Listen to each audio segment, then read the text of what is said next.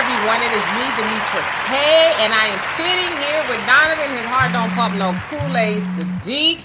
And Never. This is the second very hot edition of Don't Believe the Hype on this Tuesday, June 11th. Yes, my mom's birthday tomorrow. All right, well, happy birthday, Mom. Was she 21? 121, no. Ooh. You said it, I didn't. It is now 105 degrees here in Southern California where we are. Third day in a row. So we're in the studio under the hot lights and it's just hot. So, if, we start to melt. Forgive us. Chocolate. Don't charge it to our hearts. Charge it to the global warming. Yes. So anyway, we're going to talk about sports.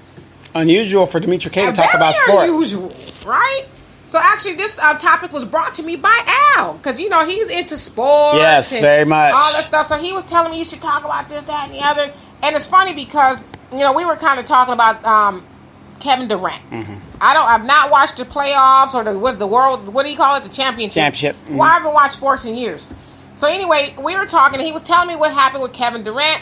Kevindurant being a forward for the Golden State Warriors. Mm-hmm. He's been there since 2016. But he's been in the league for a bunch of years now. Yeah, he's been in the league. He started with the Seattle Supersonics. And Yes. the Seattle Supersonics doesn't even have a team. Right, anymore. and then he went to Oklahoma, and so now he's with the Golden State Warriors.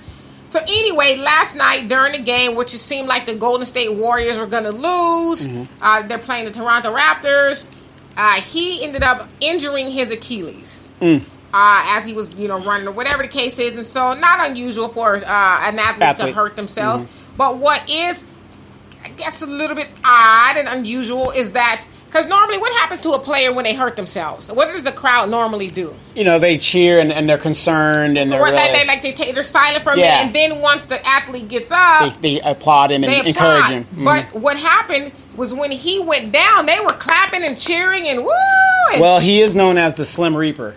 Right, okay, whatever that means. But, so, a lot of people took issue with that, and even the co-owner, they call them investors now. Right, yeah. It sounded like he was crying and stuff. He was upset, or I don't know if it's the coach or the owner. He was crying because he was like, wow, this could end his career. I don't know where it is now, but it could end his career, but then yet we have people laughing and cheering. This is just pure evil, so I said a lot of people took issue with it.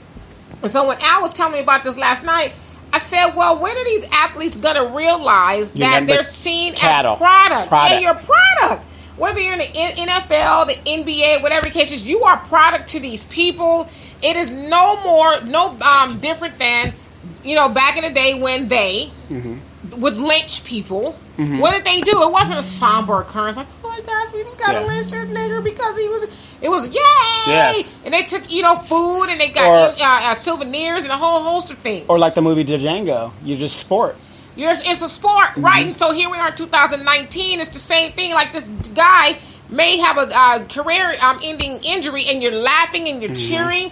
And so, Al said it was a good analogy that I made. I said to them, watching, especially black athletes play, is just it goes great with their chips and dips and their hot wings. You're just part of the entertainment package here.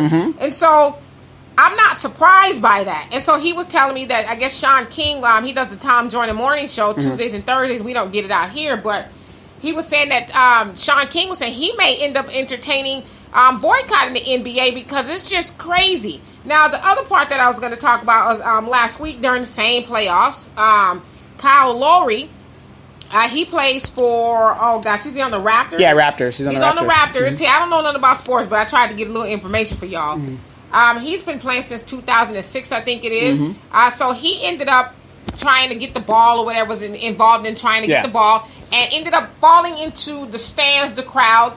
So, on the floor seats are very close to the court or whatever the case is. So he ended up falling. Didn't even fall on the guy that shoved him. The guy went out of his way to shove him. The guy that shoved him was a co-owner. Well, that's what I was getting up to. So people thought that it was just a fan, but it turns out they don't call them owners anymore. They call them investors.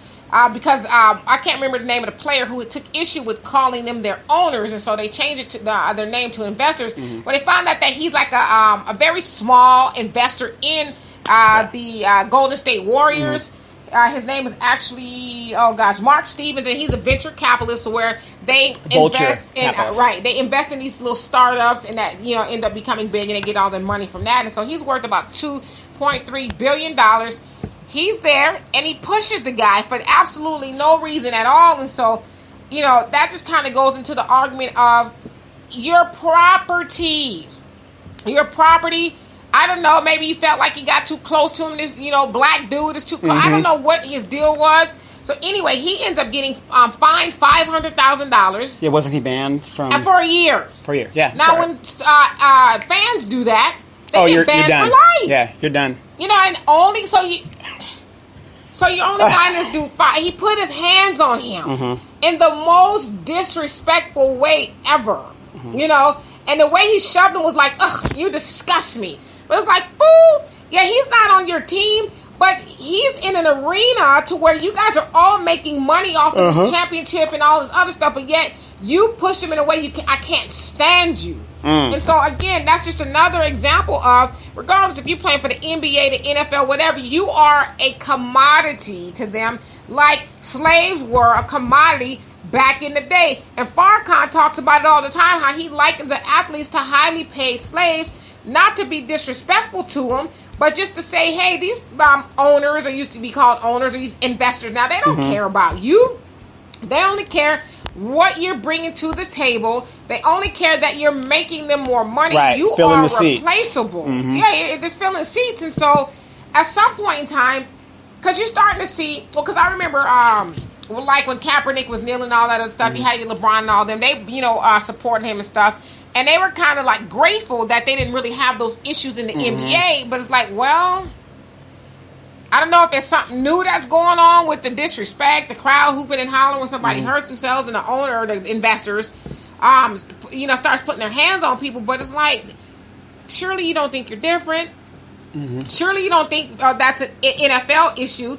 And, the NBA, they respect us. I mean, this is going to sound jacked up, but they are who they are. Right. Money, and I think you talked about this once, money don't make you better. Right. And them paying you a lot of money don't make you better in their eyes. It doesn't make you a respectable Negro, if you will. You're still a black man. Yeah, you're still a black man at the end of the day. And I would question, too, this, Mark Stevens, this investor, if that was a white player that had fell all over the place. Right. Exactly. Get him some water. Right. Hold on, right here. Right, but I was like, golly, you ain't even going to hide your disgust. And so on the other hand, somebody made a good point is, what if Kyle would have put his hands on him? And choked him out or something. He would have faced a harsher penalty for doing that to him than, so it's like, obviously, and we're not saying, I am saying the scale should be balanced, but we know in the white man's world it ain't going to be balanced, Never. Which is why you don't have, especially like in the NFL, a lot of the players were just like, well, yeah, Kaepernick was kind of right, but I don't want to say nothing. I don't want to mess up my coin. Right, I don't want to mess up my check here, and so I'm just going to go along with it, kind of, sort of. So I think that word owner is apropos. I think that it is very appropriate to call them the owners, because anytime you're afraid to rock the boat with somebody or to really just, do a Kaepernick, you're owned. Right. And your emotions are owned. Obviously your money is owned. Usually, basically a lot of teams now in the NBA are partly owned by these different investors. Right. There's only a few teams left that are owned outright by a family. Like the Lakers are owned by the Buss family. So she's an owner. No, there's nobody she's sharing it with. She is the owner. Right. Period. So that's pretty much the connotation when there's more than 2 or 3 people that have pieces. Right. Yeah, that's where the thing comes up. But plantation is a plantation. I agree, and that's what whether it's on the football field, the basketball court, or wherever. It is a plantation, and I can just go back to the quote that what Farrakhan says: you're just highly paid slaves. That's it. You're not special. Yeah, you have some special talents. You were among the chosen few that were paid millions and millions of dollars to run a ball or whatever the case is. But at the end of the day, I mean, well, and if you didn't have that title and that, were able to do what you're doing for them, they wouldn't give a shit about you. And the sad thing is most pro athletes, their sports agents don't look nothing like them. It's very rare. So they're in a system that is designed to rob them because there's a series on ESPN. It's called 30 for 30, and they talk about how these athletes go broke within 5 years of their career ending, or they retire, whatever. Right. And there were some white guys in there, but like one guy, he retired from baseball, and he had invested in a tech industry, computer company, lost all his money. But he tried, he invested. It was a good try. Right. But most of the majority of people that went broke were the black athletes. And why did they go broke? Gold chains, strip clubs, and the child crazy part support. About what you're saying is, this kind of, ties in, Kevindurant's mom manages all of his stuff. Yeah. I mean, even if he's buying a home, she is instrumental in that. No, he's not a mama's boy. He's a mama's boy. No, he's not. And that's the point that I was going to make. It's because I was about to eat your lunch. No, because he gets a lot of pushback from that. People says, "Oh, his mom. Why is his mom involved? Why is his mom?" Because they want to steal his money. But to your earlier point, when they get white agents, nobody bats an eye. Right. And like you said, a lot of them do have white sports agents and stuff like that. That rob them blind. But here his black mama, who else will have your better interest than your mama, right? Unless you're LeBron's mom. Yeah, because Al and I, we talk about this, quite a bit. And I say, the Mannings, their father is highly involved in everything they do. And no, I never hear anybody say, "Oh, well, their dad is involved. Why the daddy got to be involved?" Or even we hear with LeVar Ball. "Oh, LeVar Ball, why he's the problem. He's the problem." Yeah, but it's like everybody else, all the white cats have their families, involved and instrumental in making decisions and stuff. Nobody bats an eye. But you have somebody like Kevindurant, whose mom is like she makes major decisions for him, his production companies and all this other stuff, and people are like questioning that.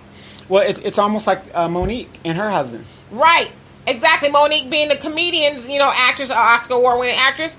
Her husband is instrumental in helping her make decisions and all this other stuff, and people are like, "Well, why he got to be there? He's the problem. He's ruining her career." But it's like, on one hand, you know who that comes from? It comes from a lot of us. But on one hand, I don't hear a lot of black men do it. There are some, but I don't hear a lot about it. But I hear mostly black women complain about Monique's man being in the mix. But it's like, here this man is standing and doing what you guys complain that black men don't do. But when he's doing it, it's like, "Oh, he needs to sit down. He messing up her career. She need to." But that's the order of things. She's supposed to listen to her man. Her man is supposed to guide her. And from where she was a couple years ago to now, it seemed like his guidance has helped her. Right. He told her to hold fast. Don't sell your soul for a couple of bucks and some recognition. Hold on to your integrity and his work. And then think about this. When she was starting her career, that man was right by her side. Right. And so I don't have a problem with that. But for some reason, a lot of people have a problem when black people use their own to help make decisions and manage the money. But if Kevindurant had Becky Sue, nobody would say nothing. That's savvy. Or Billy Schwartz. And who was it? Was it Pat Riley? One of those cats that got in some hot water with LeBron because LeBron, has his peoples. Right. Managing a lot of his businesses, his peoples, boys that he grew up with. Yeah, people he like trusts. And I can't remember if it was Pat Riley or Phil Jackson. One of those guys. Can't remember. Don't quote me. Pat Riley. Basically called LeBron's people like hood. Yeah. They can't do business because they're not going along with it wasn't even that. He just said it was some. I can't remember what it was, but he used the word hood with LeBron's people, and he was like, "Wait a second. Now, had I came in here with a bunch of white dudes, nobody would have said anything. But now I come in here with my boys, and they might not always be suited and booted, but they're getting the job done. Now it's a less than connotation because it's a bunch of black men helping me, and so I just think that these players need to just. I can't tell them what to do.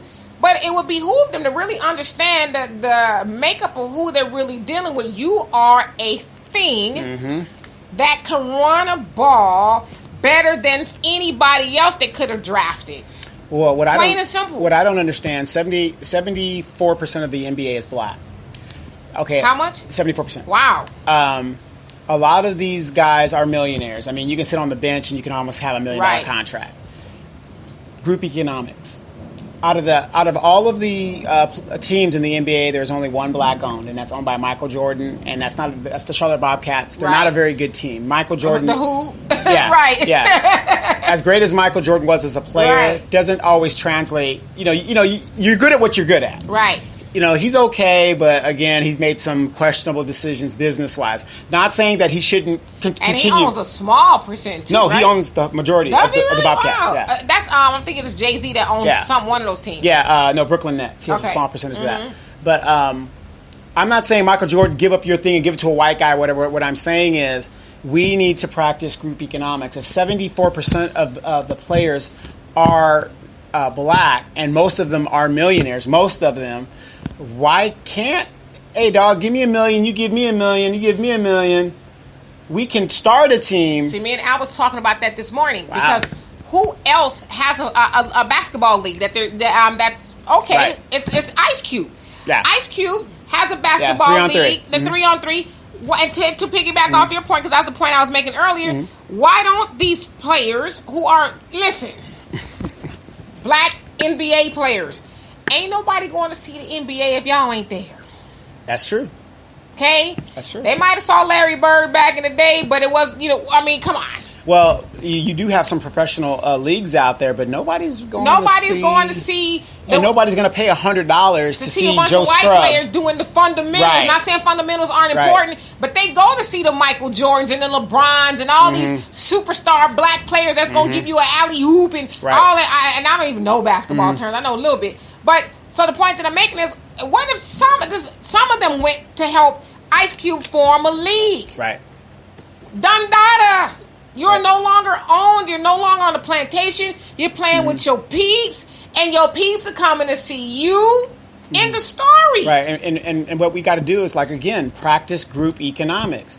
You got some guy says, well, I'm going to form my own 3-on-3 league. Why are you going to get in competition with Ice Cube? Get into a partnership to expand that league and get your piece of the pie there and make it a stronger league versus trying to start another league that's going to ultimately fail. And that way, when next time a white man come to the game and put their hands on you, you can get rid of them for life. You don't have to say, well, it's unfair because if that had been us, then we'd have been bad. No, if you have your own thing, your own league, okay, he could never come in here. I don't care how much money he has. He put his hands on us. He could never come in here ever no more. A good example of a movie to watch, in case you guys are interested. Have you ever heard of Bingo Long and Traveling All-Stars in Motorcade?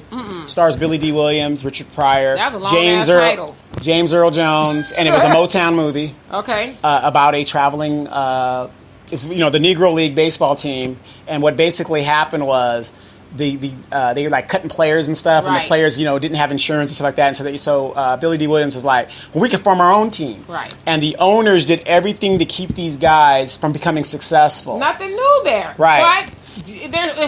We are so far past that. We have the money, we have the smarts, we have the talent. Only thing we lack is courage and belief in the fact that we don't need the establishment, the oppressor, to do that.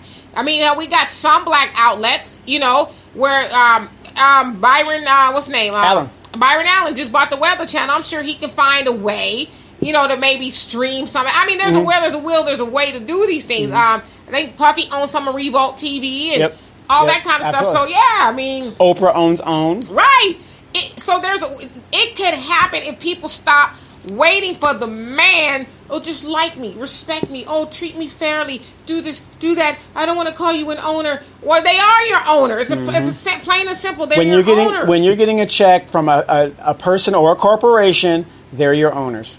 And I'm not saying all the dudes in the NBA or NFL, whatever, white people are bad, but, it's more of the negative than there are the positive. Like the one guy that...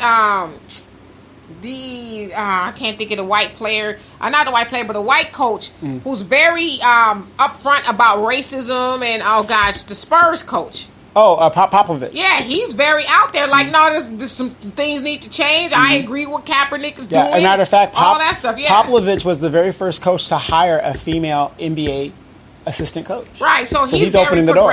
Very progressive. So, but you don't have enough of him because we need those. We need people like him to help combat racism and help change the game. But until we get more of that, we're going to have to do that we should be doing it on our own anyway. Well, and here's my thing. Because I've been hanging around with Demetra for over 30 years. I guess some of it's rubbing off on me. You know what? You could have your MBA. We'll just start our own shit. Like, how hard is that? I mean, I'm going to, please treat me right. Right, please, Master. I don't want to call you on it. Just don't push me when I'm doing it. You know what, mother? I'll just go get my own league. How hard is that really? I mean, some of these players, Steph Curry's got, $240 million?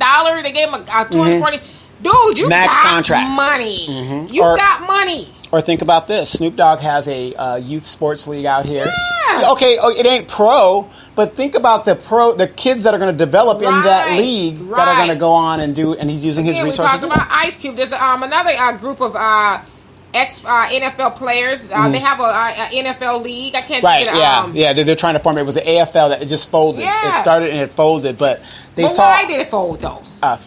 Financing and stuff like that. But why weren't we behind that? Right. Like we're behind the NFL. Right. You know? Exactly. And that's just the long and short then of it. Jim McMahon, he's going to relaunch the XFL, I think, next year. $1 billion. Here's a guy that's not going to give up on his dream to have an alternate league to the NFL. But we'll get behind that, though. Because it'll open up some more opportunities for athletes, which is great. Right. However, why can't we just form our own stuff? We scared to let go of Massa. You know? I don't care what people say. Some people argue or know that. That's exactly what it is. We are scared to let go of Massa's apron strings. We don't think we could be something without Massa because we've just been conditioned. Oh, you got to have the blessings of Massa before you can do anything. Or that same you're not going to be argument, successful. Or, we tried to do that before, but they just keep stopping us every which way we go. Then we got to keep going.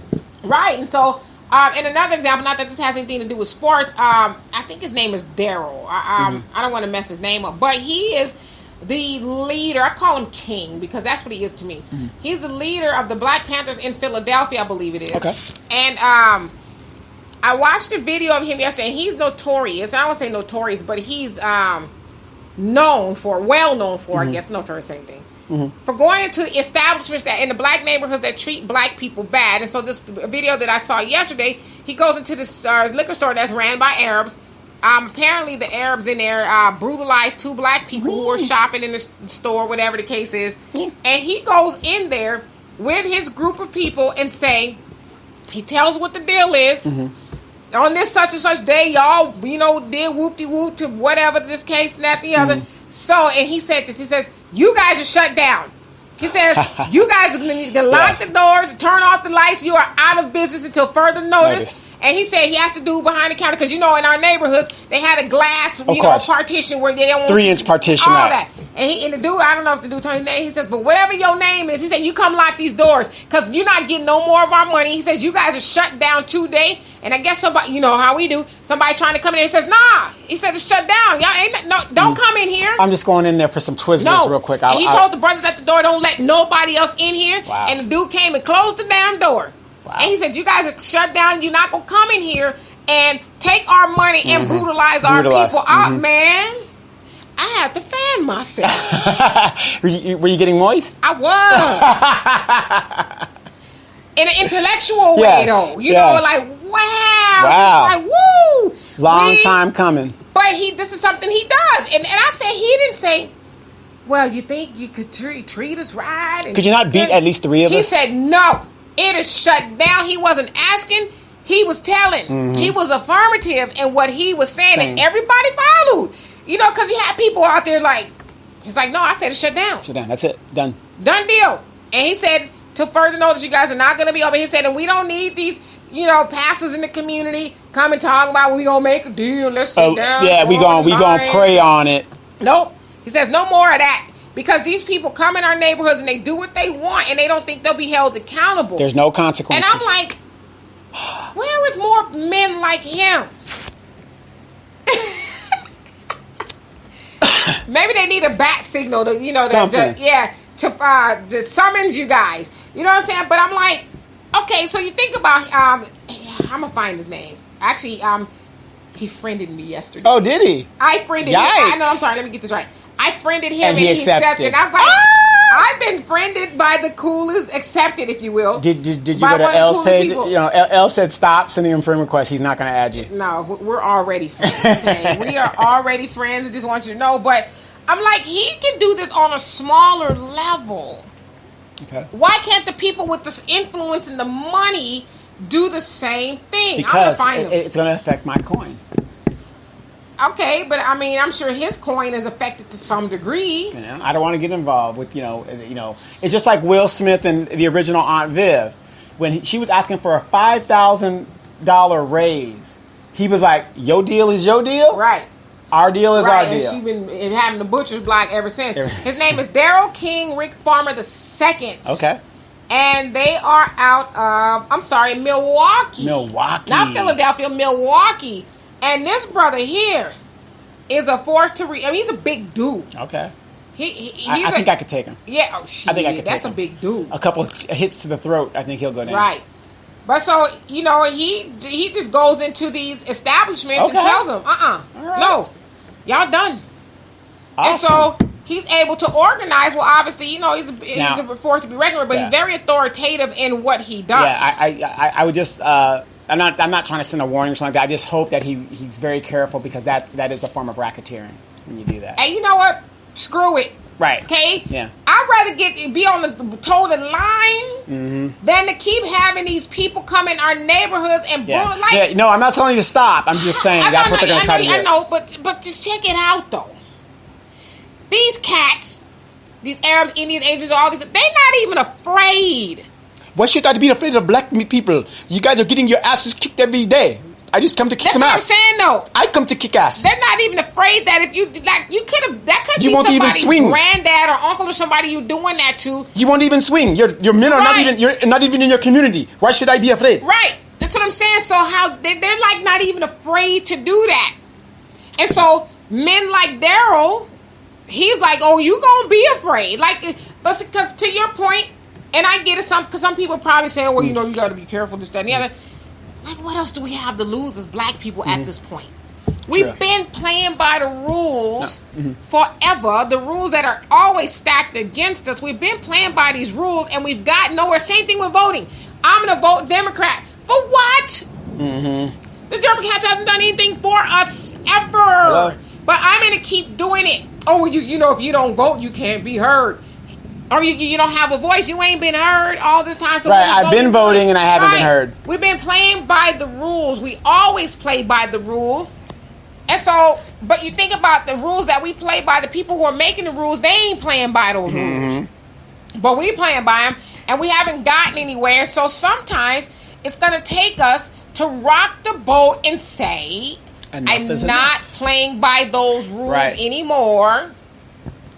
Because if I come and complain to you that whoop-de-whoop that owns the liquor store put his hands on my peoples, you're going to say, well, we know we're going to investigate, we're going to look into it. You ain't going to do none of that. Because for one thing, the city council allows those people to set up shop there. They know that it generates some money for them. They know black people on the surface are weak. We're not going to do nothing but cry and complain. And so that'll get swept under the rug. But no, if I go in there and I let you know, it's going to be on and cracking. No, it's not that they know that they're weak. They systematically take our strong people out of the community and incarcerate them, be it male and female. Absolutely. But you know what? Then another one needs to rise, and then another one needs to rise, and we just rise because you can't do that to the Jewish community. You can't do that to the Arab, the Asian, the Mexican. Can't do that to nobody else but us because they continue to rise. The LGBTQ, you do that to them, and they go off. So we just need to follow suit. Okay, you take one, then another one will rise. It has to stop to where they smash out one sector like the Black Panthers, what they used to be in the 60s, and then, it's kind of dwindles here and there, whatever the case is. No, we just need to continue to rise until we get the results, just like with this reparations thing. I guarantee you there's some candidates who thought, oh, that'll go away. Yeah, it'll go away. Because it was an issue before, and it went away.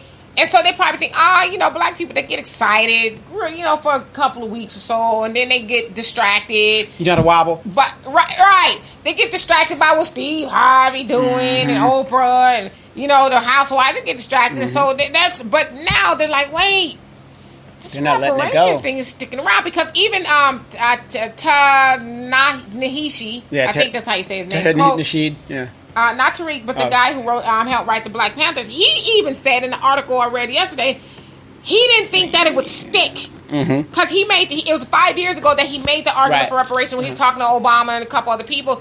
And he said he didn't think it would go anywhere. The whole argument, call for reparations or the recall, if you will, for reparations. And he said, so here we are. So he says these people are going to have to start taking it seriously because it's not going away. People want their money. And stop making an argument, well, where are you going to get the money from? There's money. Yeah, we don't care. You get it from where you got it from, where you got it. Take it out of the defense budget. You're taking money from the defense and building a fence. Right. You authoriz that. Right. You'll find the money. And so anyway, in that part of the sports segment, we forgot David Ortiz. We're getting to him right now. All right. Get off the plantation, okay, and go build your own. Build your own leagues and be done with Massa because you can call him an investor or whatever you want. He's still your owner. Build your own leagues. Build your own record companies. Build your own stuff. Right. Period. End of story. Okay. So now we're gonna move on to David Ortiz. It's a lot of people Big know Papi. him as Big Papi. They said he got the name because I guess he couldn't remember people's names, and so he would call other people Papi, and that name kind of stuck with him. Oh, Papi, so it's not true that the girls were saying? I mean, I'm sure it is because he's a big dude. You know, that don't mean you. Big, that don't mean anything. That's just a lot of weight on you. Right. Well, I don't know. I don't have any personal knowledge of that. Okay. So anyway, David Ortiz played for the Boston Red Sox for about 14 seasons. He is, I guess, held the record for 54 home runs in a season. And so he's a very decorated baseball player, okay? Now, he is retired. I think he retired in 2016. A couple days ago, he was in the Dominican Republic. His home country. What do you call it? Home country. Yeah. The names escape me. Home country is at a bar or something like that, a club or a bar. In the video, you can see some assailants, if you will, came up on a motorcycle and shot him in the back, went through his stomach and damaged some of his organs. Had to take out some of his intestines. It sounded like his gallbladder. So he was flown from the Dominican Republic to Boston where they did a second surgery, and it sounds like he's doing okay now. Yeah. He's stable. So anyway, speedy recovery to him. So now there's a story going around that it was actually a targeted hit by a big-time drug kingpin out there because allegedly, I say allegedly because I don't know how true it is, that David Ortiz was messing around with his old lady, with the drug dealer's old lady. And so I was actually having this conversation with Al, and he was like, oh man, but it's still messed up, and gosh, he's so well loved and things like that. I said, let me tell you something. If this is true, because I don't like to get into the whole gossip of it, if this is true, don't nobody care about you being well renowned and well loved if you dipping off into his cookie jar. Yes. Don't nobody care about that. And so they're also saying that these two dudes that hit him, if you will, were police officers, hired police officers to exact the hit. They didn't do a very good job. They were, I guess, were supposed to try to take him out. They didn't, and they were arrested and all that. They said, in fact, they were beaten by this mob that caught up to him. Yeah, caught up to him. And so I'm like, people got to understand a couple things. Let's just say this is true. Okay? And say it's true that Big Papi was being Big Papi with somebody else's woman. Which is plausible. We don't know for a fact. And they say he's married. Well, he's married as well. But my thing is, who gives a damn? Am I supposed to respect your National Baseball League record if you messing with my woman? Right. And I was telling Al, I said the problem is a lot of times people, like, we've gotten into the society of this keyboard gang banging. Somebody find out you screwing around with their wife and their man, they gonna get on Facebook, put you on Facebook, put y'all on blast on Twitter. All that Twitter fingers is what they call it. I said, but I think people need to realize there's some real life gangsters out there still. There's people who, will stand by some, you messing with my woman? I can't just, I'm not going to get on Facebook with it. Right. I'm going to get you when you ain't looking. Let's just, if that's true. And so there's still a code that you got to respect regardless of who you are. Nobody wants you messing around with a woman. Right. And so, as I said, I don't have a whole lot to say about that. I wish he, speedy recovery and all of that. But there's still some things you got to respect, regardless of who you are, Big Poppy, Little Poppy, whatever. You still got to respect people and their stuff. And again, I've traveled a little bit in my time, and I'm going to tell you this: when you go to these countries that have abject poverty, Los Angeles, places like that, abject poverty. You got to remember, these people are in such a desperate situation that when they see that, you don't have to be a Big Poppy, you could just be a regular American tourist. Right now, they don't know what is happening down in the Dominican Republic where these tourists are being poisoned and killed or whatever, but you're in a country that has abject poverty. They have nothing to lose by either robbing and killing you and whatever else. You know what? You gotta watch your six, because you don't know. I know you want to be amongst your peoples and stuff, but when you reach that level of fame... Well, it's not even fame. There's a term called ugly American, and a lot of people don't even know what that means. The ugly American is when you go to another country and you are just so disrespectful and you're throwing your money around and your influence around, and it looks really ugly because you feel that you're entitled and you're treating the local people like shit and stuff like that. That's the ugly American syndrome, and a lot of that does go on. Unfortunately, it does. They just figure, I'm an American, I can do what I want, blah, blah, blah. Yeah, well, you can't mess with the dope man's woman. That's what you can't do. Okay? Exactly. You just can't do it, and you shouldn't do it. And like I said, I don't know all the dynamics of the story, even if this stuff is even true, but that's what the word is. It was definitely, and his people, David's people, are saying that it's a hit. Okay. That it was most definitely a hit. An organized hit. So, but his people are disputing that it was because he was messing with the woman. But right now, and we don't even have the whole story. Are we sure it's a woman? But what if it was maybe he invested in Ortiz in something and something? It could be a whole bunch of things. Yeah, it was definitely a hit. So he should be careful, for lack of better words. But yeah, you got to respect people regardless of what walk of life they're from. You can't just absolutely. And then if you look at the video, he had his back turned. So if it's true that you're out there dipping in somebody else's cookie jar, you had your back turned.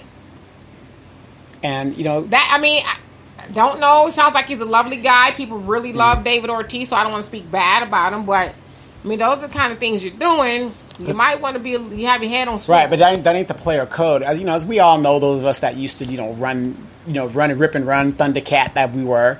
You don't see me going to like bad areas of LA just to go down there and I'm gonna sit in this club and I know it's frequented by certain folks. You gotta be careful, and you really do. But that goes to show you, women are. That's a powerful drug. It really is. Women are a powerful drug to where you're gonna kill somebody over dipping into your honey pot. I bet he done put a bullet in her. Right. Well, he might have put something else in her, but I don't know about a bullet. Yeah, evidently he wasn't putting something else in her because somebody else was putting something else in her. Okay? Allegedly. Yeah, but to your point, women are very powerful. Very powerful. Y'all men be doing some extra crazy stuff behind the power of P, if you will. But I'm sorry, there's just too much P out here for me to have to be killing you or getting up in somebody else's P. Right. I can make it happen in that way. But I hope he recovers. Here's the thing. You ever hear these stories about he's on recovery, next thing the person's dead? Right. Until he is out of there with his family. Well, his dad has been giving the reports, the updates saying that he's stable and he's doing okay because they did move him from the Dominican Republic. It's like, let's bring him. But when it comes to stuff like that, I usually wait until they're with their family and loved ones because what if the conspiracy, if it is a conspiracy, is still going on? Yeah, well, hopefully he gonna be all right. Because, like I said, he has a sports agent. Guy Schwartz could be trying to get the money or silence him from being sued. There's just so much stuff in the sports world when it comes to this major money. Right. A lot of stuff I just don't believe anymore because it's like, it doesn't make sense how this guy could be broke and he's suing his agent and all of a sudden he dropped dead. Or he was in a car accident. It's just too many coincidences. So we wish Big Poppy a quick recovery. All I can tell you is that. But 105-degree heat. What do you think is going to be happening here? As y'all can see, I'm melting. I'm surprised my hair is even it's holding up. I'm shocked. Right. But yeah, it's hot as a mug. I got sweat going down my back. And it's so funny because we were complaining how late summer has come, and now it's here. Yeah, it's we went didn't bang. get spring at all. It just went bang. But thank God this is the last hot day like this. It just came out of nowhere. 3 days in a row. Yeah, it was supposed to be going down a more humid temperature. So, I apologize if I'm a greasy, sweaty mess right here. I would like to think that my skin is like dewy, but something tells me that I'm dripping. No, you're not dripping that bad. You're not dripping that bad. But so, yeah. I couldn't get with a woman like she sweats too much. Too much for me. Hey, some men like that. Well, no, they do. But, look, I'm a realist. I ain't putting in all... Come on, I'm not doing all this. That. I'm not putting all this work in like that. So, South Africa, what's your latest update? What's going on? You got the passports? You ready to go? For sure. Yeah, we ready. We are ready. Only thing that's not ready is my bags. I pack very light. Yes. So I'm not taking a bunch of stuff. I take a bag and bring some stuff back. If she's packing light, that means she might not be returning. So you might want to go ahead and pull that passport. He'll do Liam Neeson. He'll be heading over there, huh? Right. Or he might be like, she gone. Come on, Batisha. I am the commander-in-chief of the EFF. Keep El Debaj. That's when we're going to have a problem. Okay? Yeah.